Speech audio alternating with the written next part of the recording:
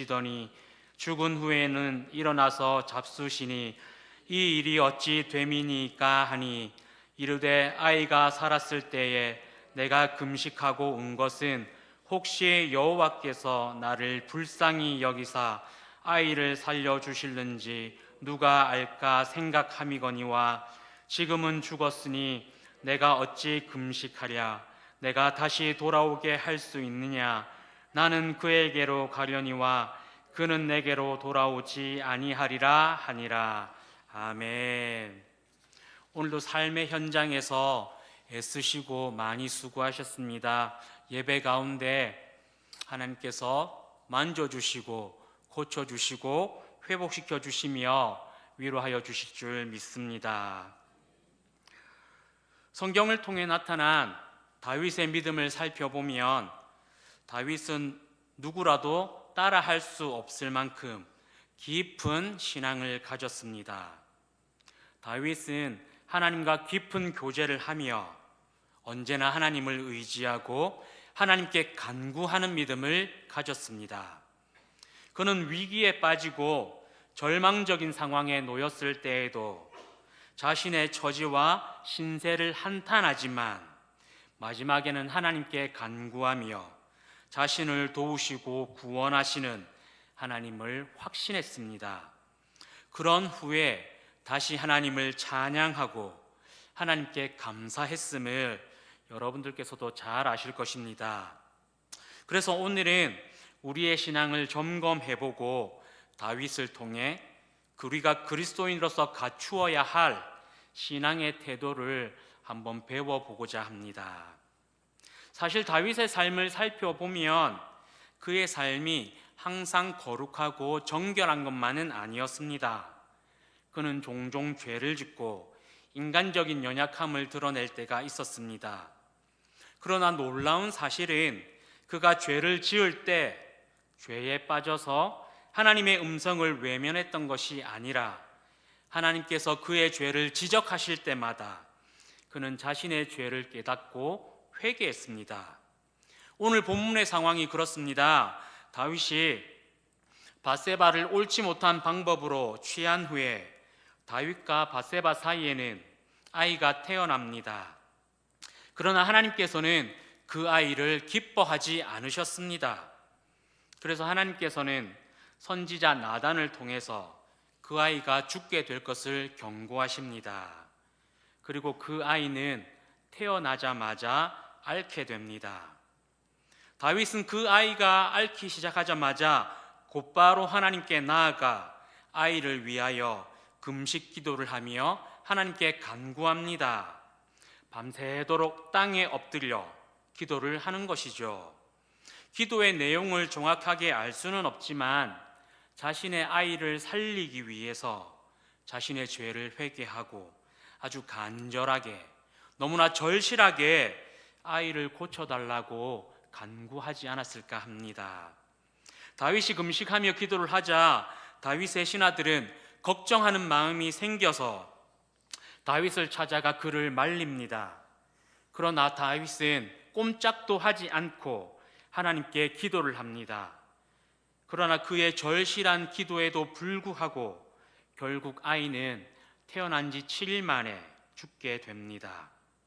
아이가 죽었다는 소식을 듣게 된 다윗은 곧 금식을 마치고 몸을 씻고 의복을 갖춘 후에 성전에 들어가 예배를 드립니다. 그리고 일상생활로 복귀합니다. 여기까지가 오늘 본문 말씀의 내용인데요. 여러분, 오늘 본문 말씀을 통해서 우리가 함께 나누고자 하는 첫 번째 내용은 다윗은 삶의 위기가 찾아왔을 때 가장 먼저 하나님의 도우심을 구하고 기도했다라는 것입니다. 오늘 예배에 참석하신 분들 중에 많은 분들이 누군가의 부모님이십니다. 사랑하는 자녀를 두고 계신 분들이신 거죠. 그런데 만약 여러분들 중에 사랑하는 자녀가 아프다면 여러분들께서는 제일 먼저 어떤 행동을 하시겠습니까? 가장 일반적으로는 병원에 데려가서 치료를 받게 하고 약을 먹이는 것입니다. 만약 아이가 고칠 수 없는 병에 걸렸다면 더더욱 그 아이를 살리기 위해서 온갖 인간적인 방법과 여러 가지 노력을 기울일 것입니다. 나의 인맥을 총동원해서 좋은 병원과 좋은 의사 선생님이 있는 곳에 입원을 해서 치료를 하고자 할 것입니다. 아이가 아픈 것 외에도 우리 삶 가운데 예기치 않은 위기가 찾아오거나 고난이 오면 많은 사람들이 가장 먼저 내가 할 수 있는 방법을 동원해서 그 일을 해결하고자 합니다. 내가 가진 재력과 물리력 그리고 인맥을 총동원해서 이 위기를 극복하고 문제를 해결하고자 합니다. 그러나 도저히 내가 해결할 수 없을 때 비로소 하나님을 찾고 그제서야 하나님께 기도하게 되는 것이죠. 여러분들께서는 지금까지 살아오면서 인생의 위기를 겪으셨을 때 어떻게 하셨습니까? 가장 먼저 하나님의 도우심을 구하셨습니까? 아니면 인간적인 방법을 동원해서 내가 먼저 해결하고자 하셨습니까? 여러분, 한 가지 부탁드리고 싶은 것은 제가 오늘 나누는 말씀은 아플 때 병원에 가지 말고 기도만 하라는 것이 아닙니다. 삶의 위기가 찾아왔을 때 기도만 하고 있으라는 것이 아닙니다. 삶의 위기가 찾아왔을 때, 고난이 찾아왔을 때 가장 먼저 하나님께 도움을 구하고 기도하자는 것입니다. 여러분, 이것이 중요한 이유는 이것이 바로 삶의 우선순위와 관련되어 있기 때문입니다. 우리는 삶의 위기가 찾아오면 내 삶의 주인이 하나님이신지 아니면 나인지 분명하게 드러납니다. 하나님을 의지하는지 아니면 내 능력을 의지하는지 드러나는 것이죠. 다윗을 한번 보십시오. 다윗은 최고의 권력을 가진 사람이었습니다.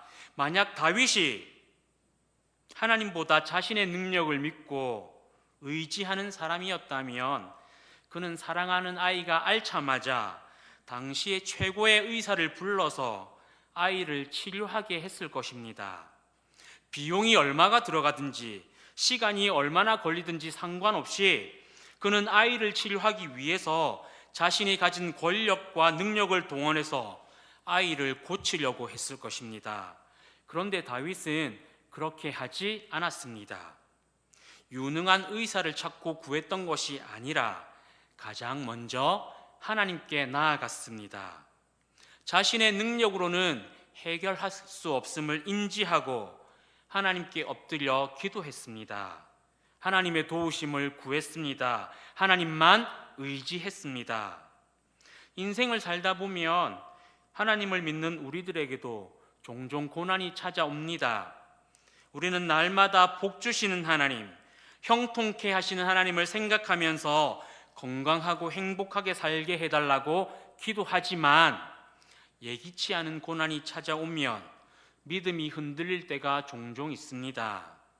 사람은 누구나 자신의 삶이 항상 기쁘고 행복하기를 원하지만 인생은 내 뜻대로 되지 않습니다.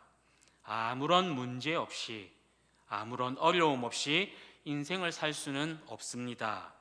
그러나 고난이 찾아왔을 때, 삶의 위기가 찾아왔을 때 우리가 가장 먼저 해야 할 것은 하나님을 의지하고 하나님께 간절히 기도하는 것입니다.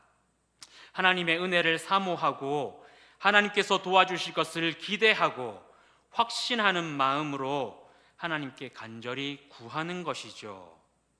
만약 우리 김해교회 성도님들께 이런 고난과 어려움이 찾아온다면 가장 먼저 하나님께 나아가 엎드려 간구하는 신앙을 가지시길 소망합니다.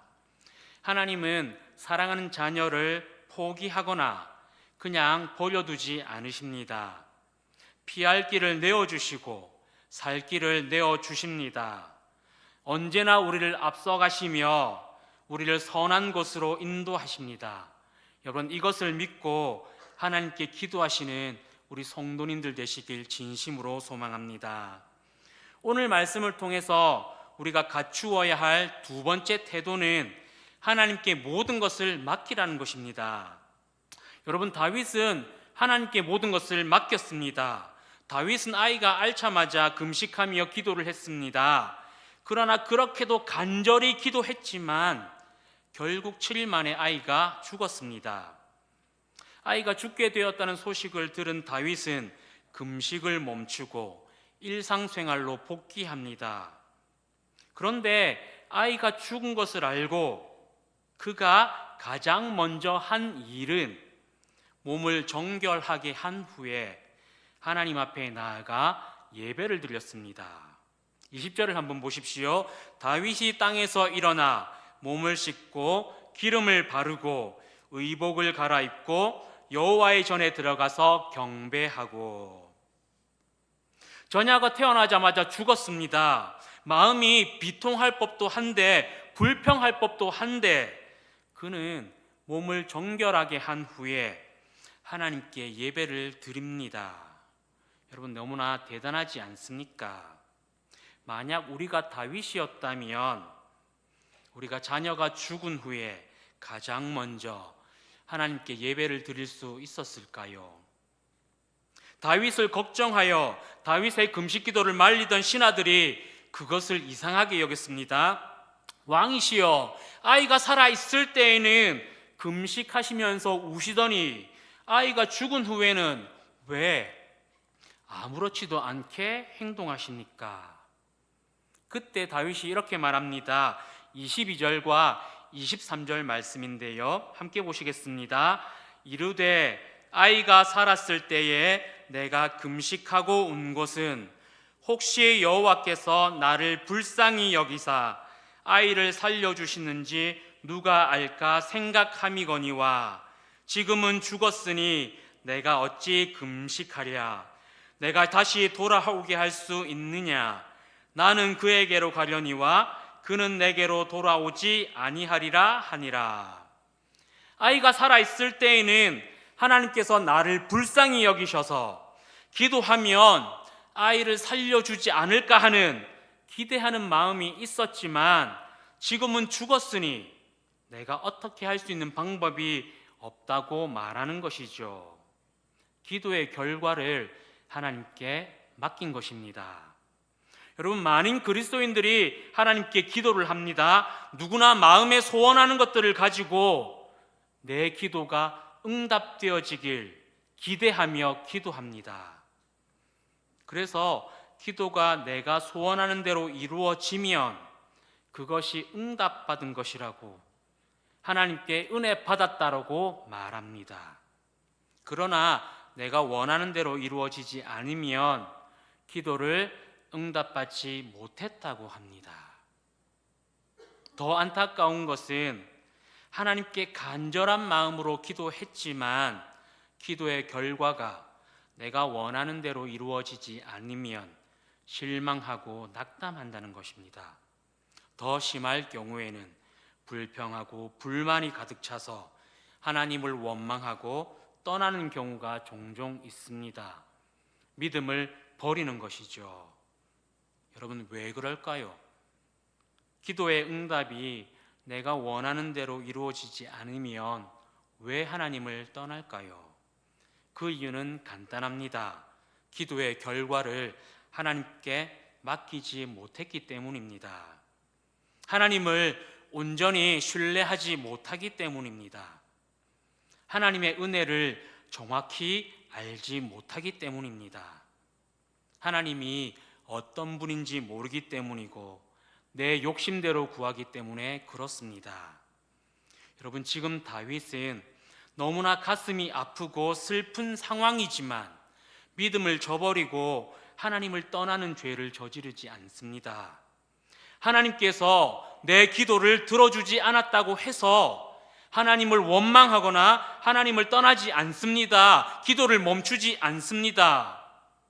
자신의 뜻대로 되지 않았다고 해서 하나님께 불평하지 않습니다.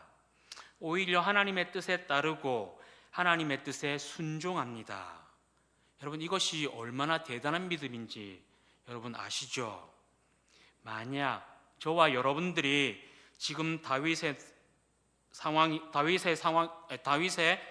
그 상황과 같은 상황이라면 우리들은 어떻게 행동할까요? 다윗처럼 하나님의 뜻에 순종하며 순순히 하나님의 뜻에 따르실 수 있으시겠습니까? 여전히 하나님을 신뢰하고 하나님을 의지하실 수 있으시겠습니까? 믿음이 흔들리지 않고 계속해서 기도하실 수 있으시겠습니까? 한 가지 확실한 것은 다윗이 슬픈 가운데서도 믿음이 흔들리지 않을 수 있었던 이유는 하나님의 뜻을 겸손히 받아들였기 때문입니다. 내 뜻보다 하나님의 뜻이 우선되었기 때문입니다. 하나님께 모든 것을 맡겼기 때문입니다. 여러분, 우리가 기억해야 할 사실은 기독교는 철저히 하나님의 뜻에 순종하는 종교입니다. 그리스도인은 하나님의 뜻대로 사는 사람입니다. 하나님의 뜻을 알기 위해 기도해야 하고 하나님의 뜻대로 살기 위해 날마다 노력해야 하는 사람입니다. 나의 욕심과 내 마음의 소원을 내려놓고 하나님의 뜻을 이루어 나가는 것이 바로 그리스도인입니다. 그리고 하나님의 뜻을 이루기 위해 우리가 노력할 때 하나님은 기뻐하십니다. 그리스도인의 삶이란 결국 하나님이 주인 되시도록 내 삶을 하나님께 맡기고 하나님의 뜻에 순종하는 것이죠.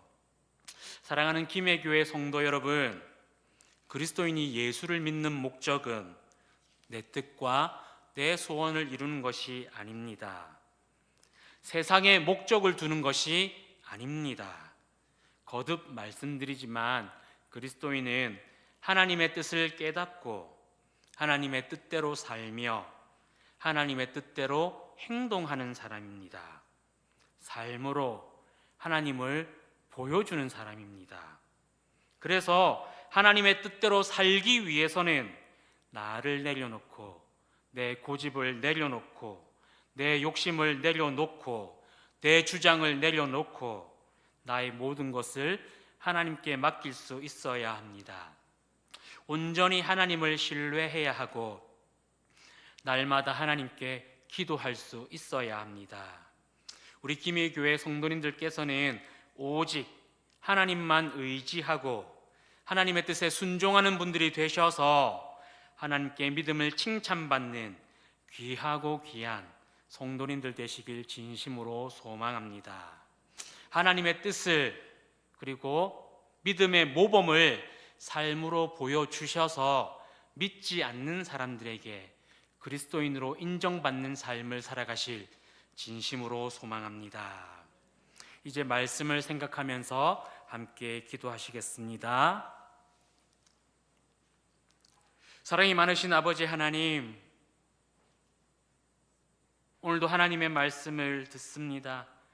하나님의 뜻을 기억합니다. 하나님